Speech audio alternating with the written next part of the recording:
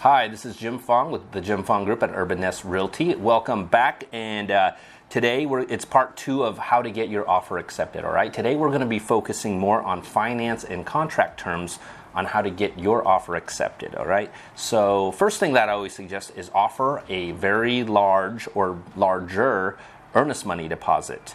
Okay, so what's good about this is it doesn't really actually cost you more money because your earnest deposit goes towards your down payment actually. But if you put a very large earnest money deposit down, that just looks very strong because it's actually a good faith deposit. So I mean, that shows that you have a very strong intentions on closing on the deal. All right, so larger earnest money deposit. Another thing you can do is offer shorter contingencies. For example, offer to get the inspection done within a week. All right, because that's the first thing we do in real estate purchases is get the home inspected to make sure that we want to move forward on the deal. All right, next contingency is possible appraisal contingency.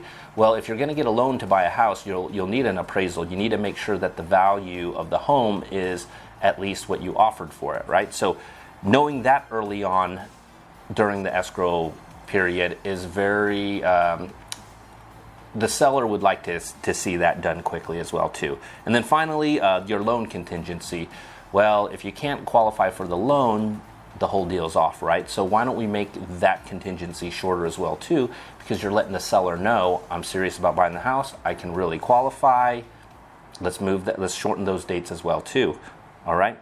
Some other things you can consider in the contract is maybe offering to buy the home without having the seller do any repairs. Because a lot of times sellers do not want to make any repairs to the property. So you can always offer, hey, you know what, I'm still going to get it inspected, but, you know, I'll take it as it is, really. All right. Of course, if something major comes up during your inspection, things can be renegotiated. But on your initial offer, if you just offer that, that will sound very favorable to the seller. All right. And then finally, there are a couple costs that are customary but not mandatory, right? So a lot of times buyers think that if I buy a house, the seller has to get me a home warranty. All right. Now this is customary and common, but it's not required by law or anything. So a home warranty usually costs around $500-$600 perhaps.